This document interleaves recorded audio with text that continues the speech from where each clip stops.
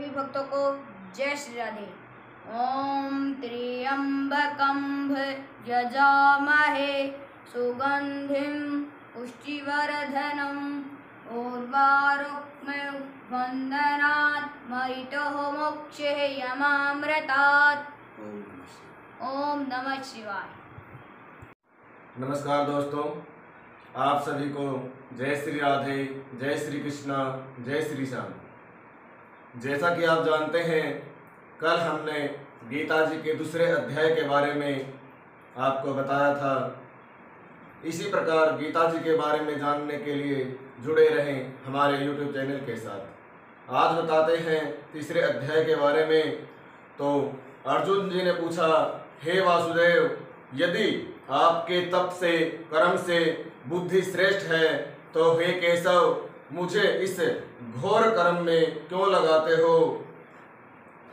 मिले हुए वचनों से मेरी बुद्धि को भ्रम में डाल रहे हो। निश्चय करके मुझे बतलाइए जिससे मैं कल्याण को प्राप्त हूँ। श्री कृष्ण भगवान बोले, हे अर्जुन, मैं पहले समझा चुका हूँ कि इस लोक में दो प्रकार की निष्ठा होती है। एक तो सांख्य वालों का ज्ञान योग और दूसरा योगियों का कर्म योग। कर्मों के प्रारंभ न करने से ही कोई निष्क्रम नहीं कहलाता और कर्मों का त्याग करके संन्यास करने से ही कोई सिद्ध पुरुष नहीं कहलाता। मनुष्य क्षण भर भी कर्म किए बगैर नहीं रह सकता। प्रकृति के गुण ही सब मनुष्यों को कुछ न कुछ करने में लगाते हैं।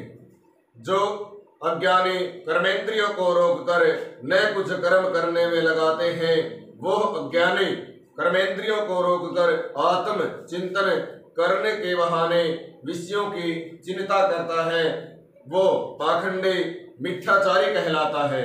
हे अर्जुन, जो इंद्रियों को मन दमन कर विषयों में प्रवृत्त न होकर उनसे कार्य लेता है, वह कर्म योग का अभ्यास कहलाता है और श्रेष्ठ कहलाता है।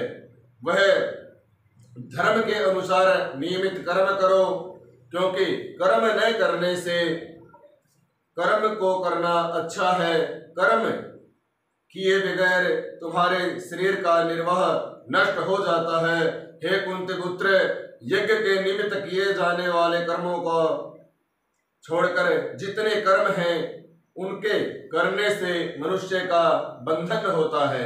अतएव तुम फल की इच्छा त्याग कर यज्ञ के लिए कर्म करो। सृष्टि के आरंभ काल में ब्रह्मा जी ने यज्ञ सहित प्रजा को उत्पन्न कर प्रजा से कहा था, यज्ञ आदि करके कर्म करो, वृद्धि को प्राप्त होगे। यही सब कर्म तुम्हारे निमित्त कामधेनु होंगे। कर्मण्येवाधिकारस्ते मा फलेषु कदाचन। तो श्री कृष्ण भगवान ने गीता जी में बोला है कि कर्म करो, फल की इच्छा मत करो, क्योंकि फल देने वाला मैं हूँ। इसलिए तुम सिर्फ अपना कर्म करो, उसका फल तुम्हें अवश्य मिलेगा। तो श्री कृष्ण भगवान बोलते हैं, यज्ञ से तुम देवताओं को संतुष्ट करते हो और देवता भी संतुष्ट करेंगे। इस प्रकार परस्पर बर्ताव करते हुए तुम देवताओं को और अपने आप को कल्याण से प्राप्त होगे। यज्ञ आदि कर्मों से प्रसन्न होकर देवता तुमको इच्छित सुख की सामग्रियां देंगे, परंतु उनके दिए हुए दान को जो बिना उनका भोग लगाए ग्रहण करता है, भोग लगाए बिना ही ग्रहण कर लेता है, वह चोर है। पंच महायज्ञ करके जो शेष बचा हुआ भोग ग्रहण करते हैं, वे सब पापों से मुक्त हो जाते हैं। और जो अपने निमित्त ही अन्न पकाते हैं, वे पापी पुरुष पापी को ही भक्षण करते हैं। अन्न से ही प्राणियों की उत्पत्ति होती है। अन्न मेघ द्वारा उत्पन्न होता है, मेघ यज्ञ द्वारा जल बरसाता है और यज्ञ की उत्पत्ति कर्म से होती है। कर्म की उत्पत्ति ब्रह्मा से हुई है और ब्रह्म अक्षर परमात्मा से। इस कारण सदा सभी पदार्थों में रहने वाला जो ब्रह्म के चक्र के अनुसार जो नहीं चलता है वह पापमय है। जो पुरुष आत्मा में भी रत रहता है और आत्मा आनंद अनुभव से तृप्त रहता है, उसे कुछ भी कार्य शेष नहीं है। वह जो कर्म करे या न करे उसको कोई प्रयोजन अथवा लाभ नहीं है और किसी प्राणी से अपना लाभ कराने की भी उसे कोई आवश्यकता नहीं है।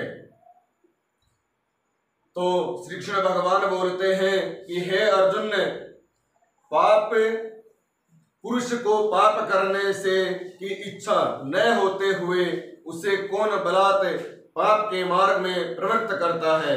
तो श्री कृष्ण भगवान बोले, हे अर्जुन, रजोगुण से उत्पन्न होने वाला काम और क्रोध मनुष्य को पाप मार्ग में ले जाता है।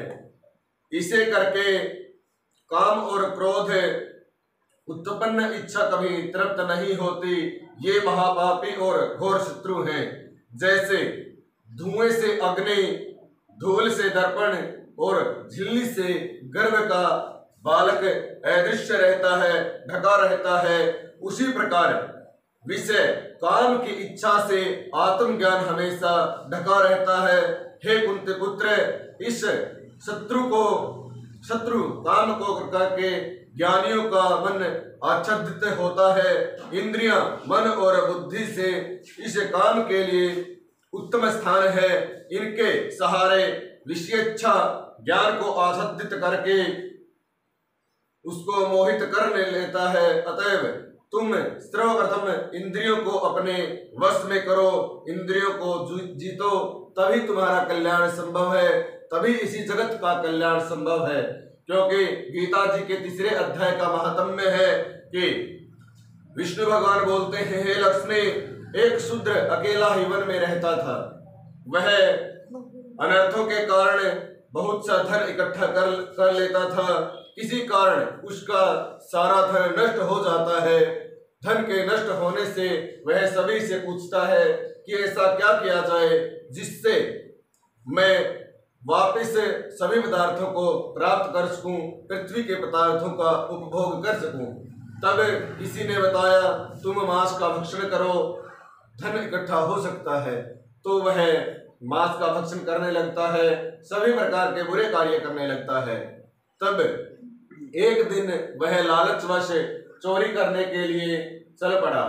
रास्ते में चोरों ने उसको मार दिया और वह एक वट वृक्ष में रहने लगा और प्रेत योनि में को प्राप्त हुआ।